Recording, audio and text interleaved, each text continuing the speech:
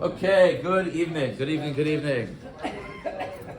So we're just going to start promptly because unlike in weeks past, I cannot go overtime because Mincha is coming up soon in shuls near you. So we're going to start promptly.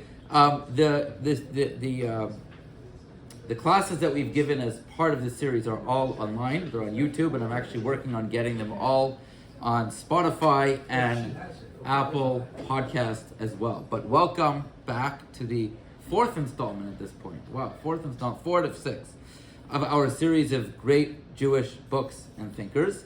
And in this part 4, we are going to be talking about and learning about the life of one of the most incredible Jews in history. This an unbelievable life that he lived, and the lessons that he learned, as you will understand as we speak through his life, are so relevant to our life. And unfortunately, in one of the most difficult elements of our current reality, the Maharam MiRottenberg is really synonymous because he was the first to experience, really talk about on a practical level, the releasing of a captive or captives. Now, as we'll see, he was being held captive. It's an amazing, astounding story. But what our plan is tonight is just to really talk about, first of all, the background, where he came from, 2 major stories that we know quite a bit of detail about, and through those also see part of his writings, and understand, a lot of the times the tshuvas, the writing responses of a person, is they're revealing as to the times that they were living in. So that will bear true for sure of the very painful times in history that the Maharam MiRottenberg lived in. So Maharam MiRottenberg. So the Maharam, it's a little bit of a funny way to create like a conjugation out of his name. It stands for, his name is Meir ben Baruch. Maharam is Morenu Harav Meir. Maharam MiRottenberg. Rottenberg was a city, as you know. He was born in Worms. You may have read or learned or come across 3 twin cities, or I guess you have to call them triplet cities, that are known in the abbreviation as Shum. You know about Shum? It's not garlic. Shum. Speyer, Worms, and Magenza, right. The 3 of those, and Mainz. Sorry, Speyer, Worms, and Mainz. The 3 of those, Shum, were like the Ashkenaz capital of the world, in Germany, and that's where he was born. His father was a Rosh Yeshiva. He came from a very esteemed family, and there he grew up. He is known to be, in many ways, we have different categories historically of rabbis. Right? The rabbis in the times of the Gemara are known as the Tanaim. The Mishnah are known as Tanaim. The Mishnah are Tanaim, the Gemara are Amoraim. Just after the closing of the Gemara were the era of the Gaonim, and after that, more or less, was the times of the Rishonim, medieval commentaries, think Rashi, think Tosfos. That's where we are now. We're just in the times of Tosfos in the 13th century, and he is known as one of the greatest Rishonim. His students were people like the Rosh, for example, Rabbeinu Asher, who is one of the core commentaries, halachic commentaries on the Gemara, on the Talmud. That was his student. He had other students like the Mordechai or the Mordechai, whose his full name was Mordechai ben Hillel HaKohen. You can find his commentary in the back of every classic Gemara, the Mordechai. He was killed with his whole family. The student of the Maharam was killed with his wife and his 4 children in pogroms that started off from blood libels.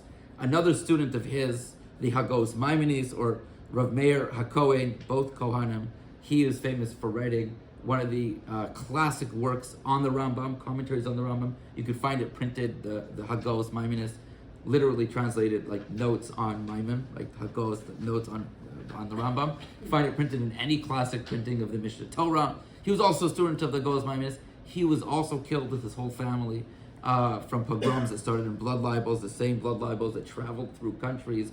2 of his major students that we look at these students' literature all the time for halachic sources and context.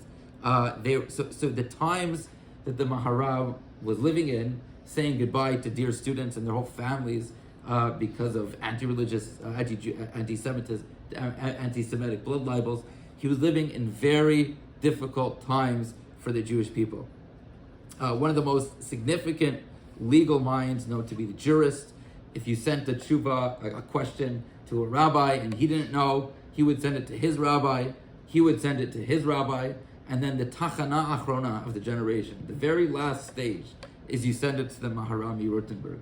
Even the last 7 years of his life, when he spent it in jail, his students would come to him with questions. In his over 1,000 shuvas that we have from him, we have over 1,000 in-depth responses written by him. He'll sometimes write, I'm writing this from jail and I don't have my books, so if other rabbis in the real world disagree with me, I bend, because I'm basing it on my memory and my conversations with my students who are coming to me. But this is the life that he lived the last 7 years of his life in jail, and we'll get to the circumstances that led to that. The first very significant moment of really becoming who he was, what really caused him to step into a larger role of leadership in the Jewish people, is what he witnessed in the year 1240. In the year 1240, something changed in his whole way of looking at the world. There's an individual by the name of Nicholas Donan. Nicholas was not his born first name, his given name when he was born. Nicholas Donan was a Jewish boy who unfortunately converted to Christianity, which wasn't so uncommon in those days. But Nicholas Donan had a mission to prove his worth to his new friends. Who were his new friends? The anti-Semitic church that was on the rise. So the more he could prove the Jews to be evil and bad, the more he knows he'll be accepted. Because even after you convert to Christianity, and I put that in rabbit ears because a Jew can never actually convert, people around you think, oh, you're still Jewish and you're still, in for the Jewish plight. So he had to prove himself to his new surroundings. So he was playing into a theory. The rising church could not understand why Jews were so strongly opposed to converting to Christianity. What's so bad? All you have to do is drop Shabbos, drop kosher, it's so much better. And they were trying to convince the Jews, and the only way they could convince the Jews is by threatening their life. Why was it so hard to convince the Jews? And they had a working theory. And the working theory was simple. There's this book of literature that they teach from Cheder, from when the kids are young. It's called Talmud, the Gemara. It must be that the Gemara had these anti-Christian, anti-Jesus sentiments in there, and these adults that were trying to convert to Christianity, they've been brainwashed and indoctrinated by the Talmud, and that's why they are so vehemently opposed to converting to Judaism.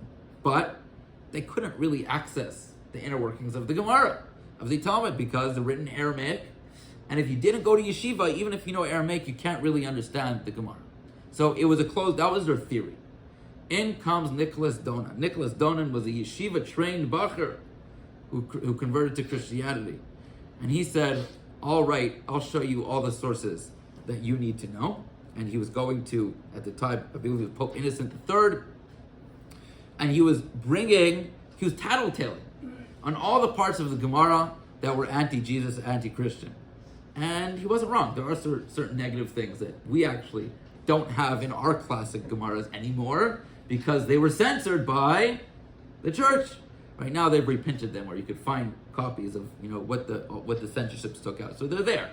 So he was tattletaling on the Jewish people. This is a Jew tattletaling on the Jews to the Pope and the rising church of all the negative things that were in the Talmud, very much playing into their theory that it was because of the Talmud because of the Gemara that the Jews were indoctrinated and refusing to convert to Judaism. So what did the Pope do? The Pope devised a plan. Let's have an official debate. Right? It's going to be an open debate. It's going to last months, even years. This whole episode lasted about 2 years. And we're going to tap on this guy's shoulder. His name is Rabbeinu Yechiel mi Paris. Rabbeinu Yechiel, you could find him quoted in Tosfos all over Shas. He was one of the classic Tosafists. And they tapped on him to debate Nicholas Donan publicly They would ask questions to each other, defending the Talmud or saying the Gemara was offensive to Christianity. They had a whole host of like 50-some complaints against the Gemara, ranging from it was idolatrous because all the anthropomorphic depictions of God, right? Even though they're in the Torah as well, but the Gemara has a lot more of those. We understand that they're symbolistic; they're not meant to be taken literally. But he was saying that they were they were like heretical. Some of the claims were that the Talmud, the Gemara, was obscene. If you've ever spent time learning Gemara, you'll know that it covers absolutely every area of life. Sir, if you look at certain points without understanding the fact that the Gemara talks about absolutely everything, you could get the misunderstanding that the Gemara is immodest or obscene, and that's what he was highlighting. He was like bringing those to the forefront. But all of those were obviously a red herring to the real complaint, which is that the Gemara is anti-Christian, which it is, right? But he was collecting all of those and interpreting even things that weren't anti-Christian to be anti-Christian, and trying to create this portfolio for enemies to play into their anti-Semitic blood libels and the frustration that the Jews were not converting. Okay, so the super interesting about all of this thing is Nicholas Donin. Guess whose yeshiva he learned in? Guess which yeshiva he got smicha in? Rabbeinu Yechiel Mipari. So this is student and disciple. You know, this is Darth Vader and Luke Skywalker. We just had May the 4th 2 days ago. So for Star Wars fans, May the 4th be with you. It's like the most exciting day of the year. I see I've completely lost you on this one. This was Revenge of the Fifth. Revenge of the Fifth. Oh, nice. Okay, I didn't know that. Okay, moving on. I clearly do not have any young Padawans in the crowd. What? There we go. It's a deep cut, yeah. So, yeah. You even lost me on that one, and I know my Star Wars pretty well. Okay, but you have like student and teacher dueling against each other in public. Often these debates were held in the public. They'd go for hours, take a recess, pick up next week. They'd come back with more proof. It would go on for months and months and months, even more than a year and a half in total. But it wasn't really a duel between student and teacher, disciple and teacher. It was all rigged. It was rigged for Rabbi Yechiel Mipari to lose. What's a great proof that it was rigged is the debate started in 1240. In the year 1239, the Pope commanded he seized every copy of the Talmud and kept it in like escrow until the debate was over. Right? So why is he's holding it in the interim until they come to the conclusion that they knew they would come to at the beginning, that it needed to be destroyed. The culmination of this episode was a disastrous day in Jewish history. 24 wagons full, an estimated 10,000 copies of the Talmud, of the Gemara, were publicly burnt. Okay, 10,000 copies. This is before the printing press. This was like every known copy of the Gemara. One of my theories is, I've spoken about in the weeks past how almost every single page has different girsa'ot, different versions of what the word in the Gemara is supposed to be. I think many of those are because of this episode, that so many of the Ashkenaz cities, it wasn't just in Paris, it was all over Europe that the Talmuds, the Gemaras were seized. They were destroyed. So now we're working on trying to rewrite it from our memories, and we had brilliant memories, and we did rewrite it, and I'm sure we had copies of this section and that section, and we have beautiful sets of the Gemara all over the world, but there's not a page of Gemara that goes by without there being a debate, a significant debate, on what literally the word is supposed to be in that place. This commentary will say this, that commentary will say that, and it's because in the center hub of the Ashkenaz world, in the handwritten world, we had an estimated 10,000 copies of the Talmud burnt publicly. Right, so this was a devastating moment in Jewish history. And the first page of our source sheets, if you have one, I have over here something which I think should sound somewhat familiar to most of us, which is on Tisha B'Av. We sit on the floor and we say kinos. right? The 41st Kina, Mem Aleph, was composed by none other than our character tonight, Maharam MiRottenberg, during the immediate aftermath of witnessing what he saw. He saw Yechiel Mipari obviously lose a debate, and he saw all these Talmuds, all these sets of Gemara burning in flames. So he wrote this Kina, which is a very long Kina. I just pulled out a few lines which I thought would be meaningful to share together. So let's just look at a few of them. The first one, he's talking to the Gemaras that are burning. Sha'ali srufa be'esh al shalom ahavayich. Oh, I ask you who are burning in the fire, you should pray about the welfare of your lovers. Like, think about us while you're burning, so to speak. Tzion havi'i bat seir al ta'anugei toratech. Tzion, bring the daughter of Seir to account, a reference to the church, for the delight she took in your Torah's destruction. They were dancing and happy about the destruction. So Tzion, a reference to God, spirituality, take revenge against our enemies that are taking delight in burning our Masor, our tradition. This is a powerful line. The next one. Nisrafa Torah nitna me'esh bechamishim yom. Shavuos is coming up. Chamishim yom is a reference to Shavuot, 50 days after the second day of Pesach. So it was, the Torah was given from a fire, right? Har Sinai was fiery and smoky and dramatic when the Torah was being given. So Nisfa Torah nitna me'esh on Shavuot, on Chamishim yom. Ubeshniya nisrafa ba'asara b'tocha chodesh. And it was burned on the second day of the week, the 10th day of Tammuz. So we know historically it was a Monday, and we know it was the 10th of Tammuz, the year the burning took place. So he's seeing this all, and he's writing this powerful Kiddah. He continues and he says, Dim'asi haisali lenahar v'tishtof begalut. My tears became like a river flowing through the exile, the pains of exile. V'ta'avar memidbar Sinai ad kivros Aaron and Moshe.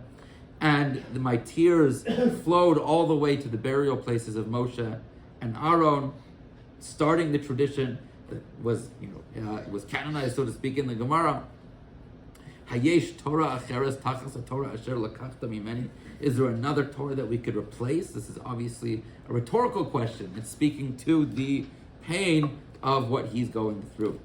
But I encourage you to look at Kina 41, because Bezrat Hashem, we won't read it this Tisha B'Av.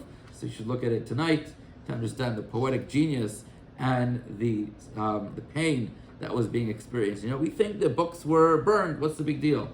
But to appreciate that it was before the printing press and how it was such a significant blow and a reality check for the Jewish people of where they were living at the time. I think to highlight a lesson, and this is going to be a recurring theme we're going to see throughout the Maharam's life, unfortunately. The biggest enemy of the Jew is who? The Jew. The self-hating Jew. You get someone on legacy media or social media that has a very Jewish-sounding last name. And you see a Jew debating, let's say, on Joe Rogan against Douglas Murray, right? This is a non-Jewish, a righteous non-Jew.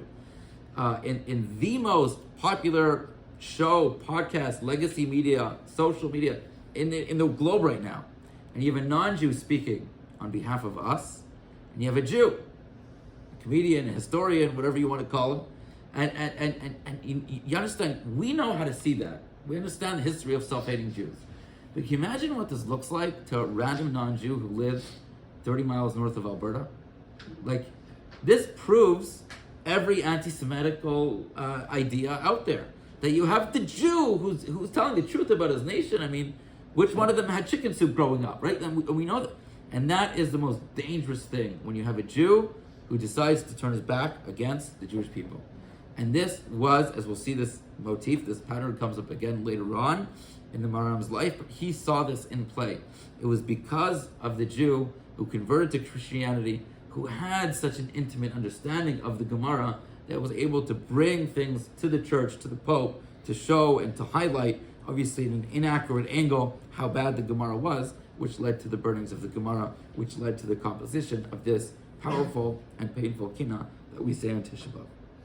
Okay. This caused him to leave Paris and go back to MiRottenberg, where he started a very successful yeshiva. It was a safer place temporarily, and he built a yeshiva. He was way above his years. Back in the day, there wasn't classic yeshivas like we have now, or like started in 150 years before the Shoah. This is way, way before. This is in the 13th century. But he had dormitories for boys to stay there, and it was a real functional yeshiva that he was running. And it was in there that he was really rose to his, so to speak, fame and hierarchy in the world of halachic authority. And it's there that many of his over 1,000 shuvas were composed. I want to show you, because often when you look at a shuva, as I mentioned before, responses, it's very telling of the times he was living in. Unfortunately, one of the themes, I guess you could say, there's several shuvas, responses, and letters that we have of his that talk about the concept of dying al kiddush Hashem, a Jew giving up his or her life for the sake of heaven. An astoundingly difficult tshuva to read is tshuva Reish Ayin Gimel, the tshuvas of the Maharam. I have it on page 2. And you will fall off your chairs when you see this question. So tshuva starts by someone asking a question, and then an answer is written. This is the question that was asked of the Maharam, if you could imagine such a thing. He writes like this. This is what's written to him. Yehudi echad shal es Maharam, sheyichya. A Jew asked the Maharam, so there's almost like the narrative of the tshuva, right? Someone asked the Maharam, Im tzarech kapara, if he needs to do tshuva this coming Yom Kippur, al sheshachat ishto v'dalid banav b'yom hereg rav be'kublinch ir hadamim kikach bikshuhu. That this guy is asking the Maharam, do I have to do tshuva for killing my wife and 4 children? The blood libel anti-Semites were at the door.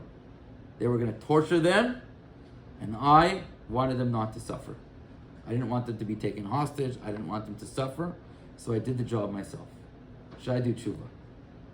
A wild question. He goes on in a fascinating back and forth, and he says no. He says, I'll prove it to you, because 50 years prior, 70 years prior, he says there's many stories of great Torah scholars who had to do that. And he says, Umatzanu shaharbe gedolim shayu shochtim es b'neihem es b'noseihem, in those same circumstances.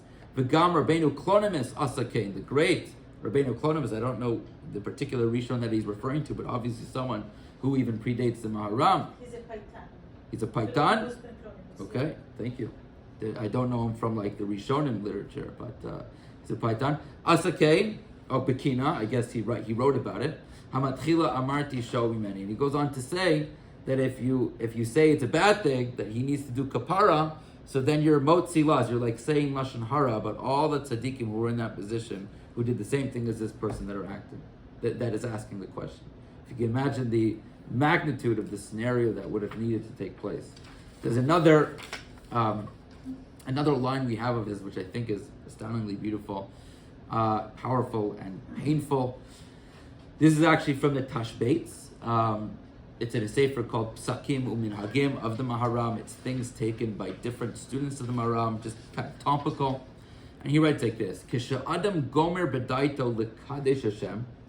If someone makes up his mind or her mind that he is going to give up his life for the sake of heaven, I think of what this means for the Babis and the Zaydis who died in the Shoah. It's chilling. The moment someone decides, I know what's going to happen and I'm doing this for the sake of heaven, I'm not going to convert, I'm going to give up my life, I'm not going to give in, I'm not going to denounce my Judaism or not say the Pasuk Shema Yisrael to go through less pain, so to speak. V'yatzem epiv ruach tahara, and he verbalizes that. Ubara hadavar shu emes me'is Hashem, and he understands that Hashem is right. So he says, Kol hagzerot she'igzru aleinu, or alav, is more accurate, alav. Anything they do to him, me'es shegamar b'daito l'kad Hashem, from the moment he decides to give up his life for God, whether it's chanika, or skila, if they stone him, or they choke him, or sreifa, they burn him, or they bury him alive, Eino koev lo klum. He says there's no pain. There's no pain. when someone decides to give up his life al Kiddush Hashem, it's pain-free, physically pain-free. And he brings proofs. He says, I've seen it happen to people, and they don't scream. He says you don't hear them say oi or vavoy or velo avoy, lo oi velo avoy. He writes, you don't hear them screaming in pain. They're going peacefully. Once they decide they're going al Kiddush Hashem, there's no pain. That's what he writes. He says he's seen it with his own eyes. A very powerful statement of the Maharam. To understand the next element of the Maharam's life, which is definitely the most well-known, the stage of history that he was in captivity, we need to take a step back and understand what was happening with the Jews in the 13th century, with the church on the rise. There was actually a big debate how to manage the Jews between the secular leadership, call it the king and the dukes, and the religious leadership, the church and the popes. Okay, so the popes and the church, so they composed something called the Doctrine of Witness. The Doctrine of Witness basically said, even if you really want to kill all the Jews, you can't. Because we want the Jews to be alive and present when Jesus comes back. Because they're going to be a witness to say that he is the Messiah. So we're of utility to them. Why? It's kind of a convoluted argument that, imagine, I don't know, an analogy I think would be easier. Imagine, Bach has been played a certain way. The Goldberg Variations has been played a certain way for hundreds of years. One guy comes around and he starts playing it very differently than everyone else. Faster, higher tempo than everyone else, okay? So when does that new version of playing the Bach get accepted? Huh? Well, that for sure, but he's gone, right? Maybe, but when Bach comes back in the second coming, so to speak, right? We want all the traditionalists who have been saying that's the wrong way to play the Bach to hear it and say, that's an amazing interpretation of Bach. When you have the traditionalists, the Jews, there to see the new way of playing and say that's the truth, that's the emes, so that is the biggest stamp of approval that the church could ever want. So they were hoping in the future, so we need the Jews around. Yes, we need to make sure they're not successful. We need to impose a lot of taxes on them. We want them to be there, but not prosperous or wealthy. And that was one approach of what the social status of the Jews should be. But the kings and the dukes wanted the exact opposite. They knew that the Jews are incredibly, we're the startup nation, we're very successful, and the more successful we are, guess who gets to collect more taxes? We've got an accountant in the room, right? The more success, the more taxes. So the kings and the dukes wanted the Jews to be very successful. Leave them alone, let them prosper, let them start businesses, give them rights to be part of society, because they'll flourish, and then the whole society will be uplifted. And that was one of the sticking points between, when the church was rising and usurping some power from the kings and the dukes. So this is one of their sticking points, was how to manage the Jews. Okay? And the reason why that's important is because there was a king by the name of Rudolph I, and he made a law that the Jews would be a servant of the king. And there's a fancy, old word for this, I can't pronounce it. But a servant of the king was like a double-edged sword.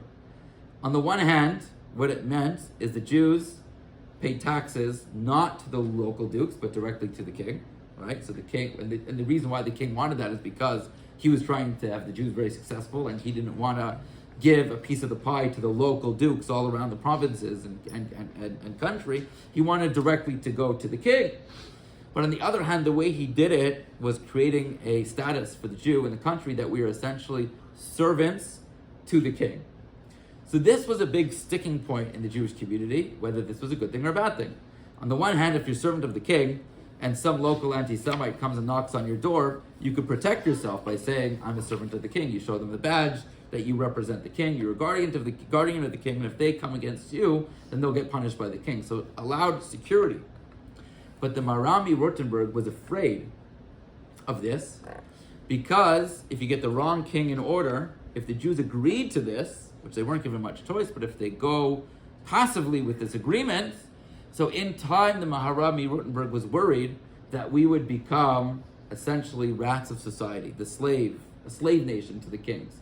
With this particular king, it had a positive iteration, maybe, probably, but it was the status that he was afraid of, because once it's codified that was a Jewish status, so that it could have dangerous effects in the future of being, so to speak, a slave nation to the king. So although a lot of Jews didn't agree with this decision, the Maharam MiRottenberg took it upon himself to announce very publicly, we are leaving. We're leaving Germany, we're leaving it forever. And he covertly went from country to country, from province to province, trying to get to Israel. Okay? And it was a very dangerous mission. He made it all the way to France. And in France, someone recognized him to be who he was and tattletaled to the king. Guess who this individual was? We don't know his name, but he was a Jew that converted to Christianity. So that theme appears once again. He was taken into prison, and that's where he spent the last and final 7 years of his life. That's where he died. He died in captivity. What's the most astounding is that the King Rudolph was willing to release him for a massive ransom. Okay, the ransom in different sources says to be 23,000 pounds of silver. I don't know what silver was worth then, but I googled it today. It's worth almost $7.5 million. Okay, it's a lot for ransom of one person. And they were ready to do it. They got the money. It was available to the Jewish community. The Maharam MiRottenberg, this is like,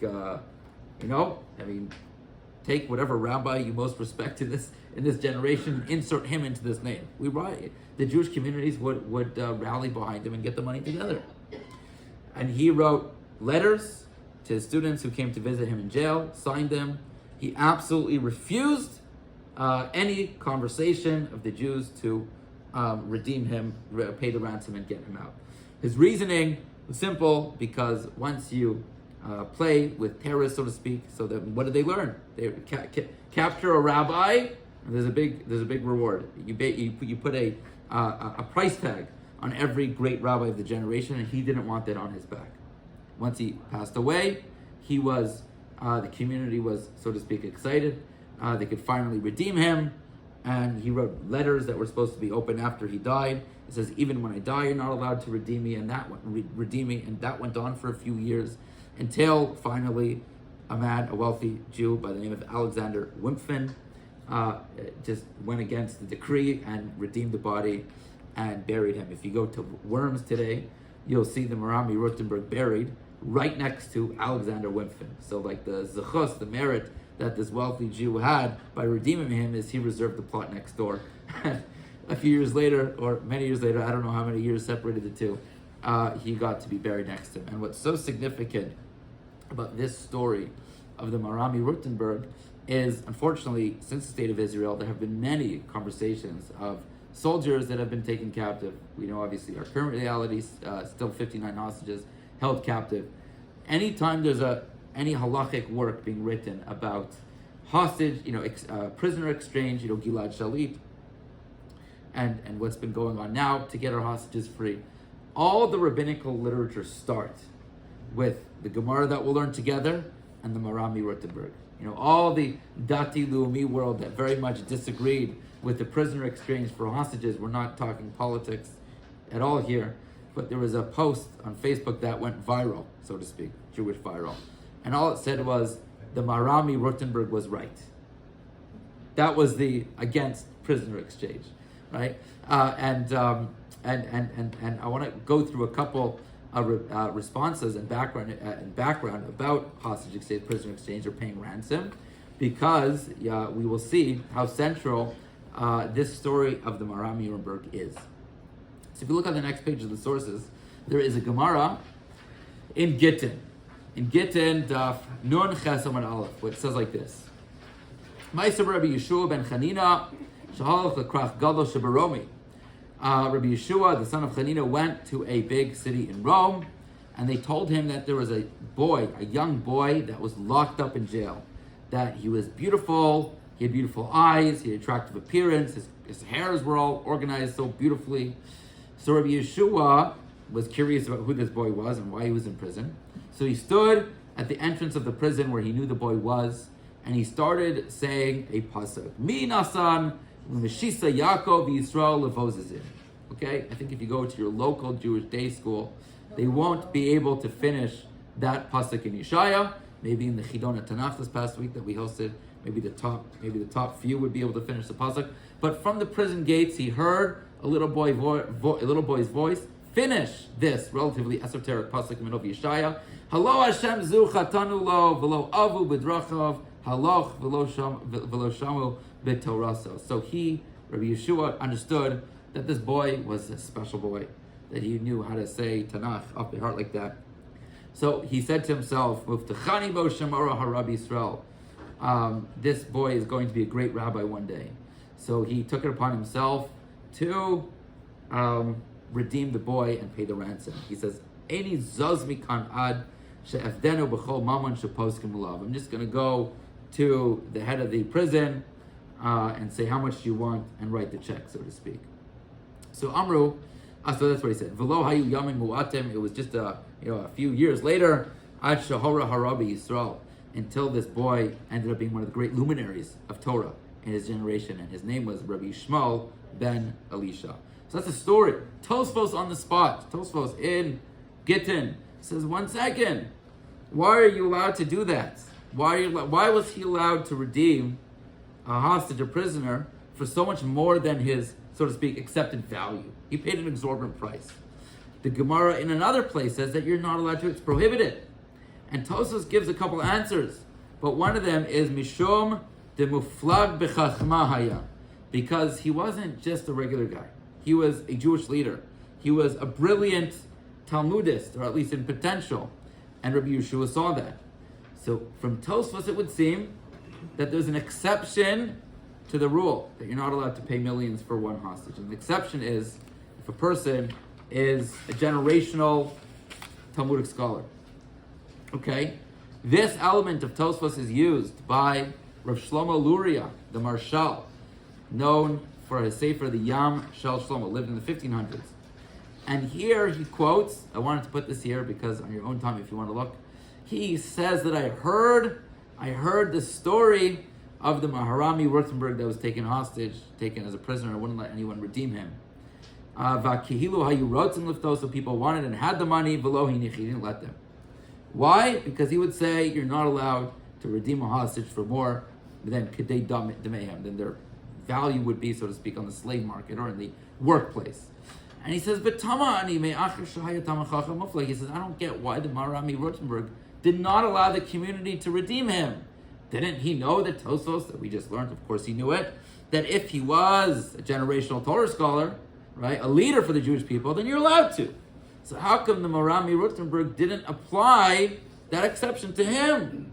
He says, of course, he was an anav, he was humble, and maybe didn't, but humility doesn't mean not knowing who you are. He knew that he was a leader of the Jewish people. So how come he didn't allow the Jewish people to? He answers that perhaps the Maharam was concerned, like we mentioned before, that the enemies would continue to take Torah scholars once they learned about the exception. So he didn't allow the exception to be applied to him. Let me tell you another astounding piece of history that the Maharam MiRottenberg story became front and center. In 1970, if you remember the story of the PFLP that hijacked a plane leaving from Israel. On the way back, it was supposed to land in the States, and it went the wrong way. It went to Jordan.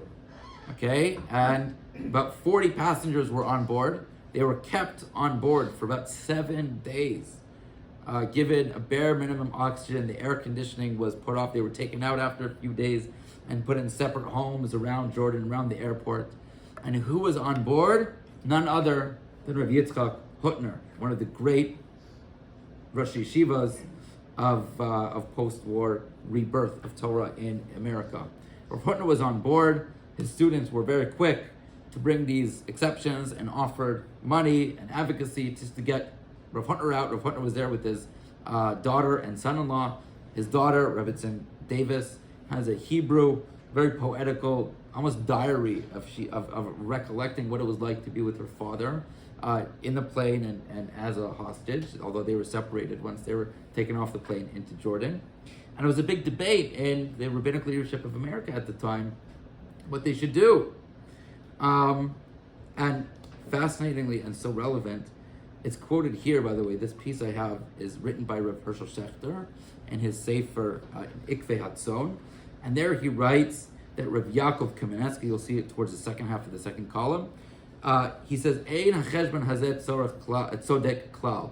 This whole idea of applying this rule of, well, Rav Hutner is a great Torah scholar, a great leader, and apply it to allow us to redeem him above his worth, it's not applicable at all. Why? To kol hachdina de pidyon shvuim, the story of the Maharam, the story of the Gemara, lesa ela b'shas shalom. That's only when it's not a wartime, it's essentially peaceful, just some bandits or some evil government took a Jew ransom. So then it applies, and maybe you could argue, if he's a great enough leader, we could pay above his worth and argue back and forth about the Maharab's arguments.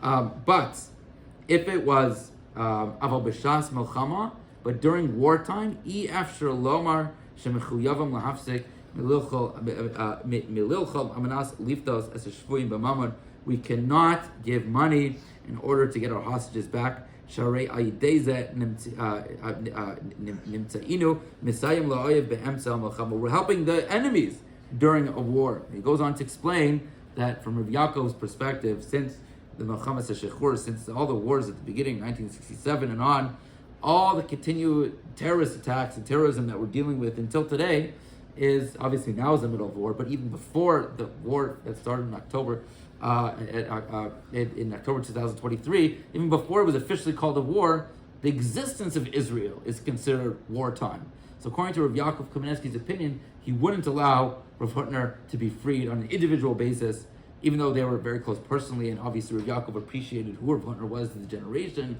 but he distinguished between a time of shalom and a time of milchama. But in this conversation, Rav Hutner comes up because any time there's any rabbinic literature written about pidyon shvuyim, the mitzvah of redeeming a hostage, redeeming a captive, and what's considered too much of a price to pay, which is a statement which is hard to wrap our head around. What does it mean too much to pay for a Jewish neshama? We have to understand how evil our enemies are, and we never want to give them a win, because the one thing that we've learned since October 2023, that our enemies know that our Achilles heel, our weakest, is our hearts. The fact that we care so much about each other. No other nation in the entire existence of world history would ever release the hostages for prisoners that literally have blood on their hand. Only we would do it, because our heart is our weakest link, and that's a good thing, so to speak. It is a good thing. But this is the incredibly painful but very iconic life of the Maharam MiRottenberg. And as we pointed out from two sagas of his life, the most painful enemy for the Jews is the Jew himself, who decides to leave Judaism and join enemy lines and speak negatively about the Jewish people, coming from their background, coming from their Jewish background and Jewish last name. That could sometimes be the most evil and hard thing for the Jewish people to overcome. The Maharam MiRottenberg was an astoundingly revered person of his generation, and his legacy remains very, very strong to this day.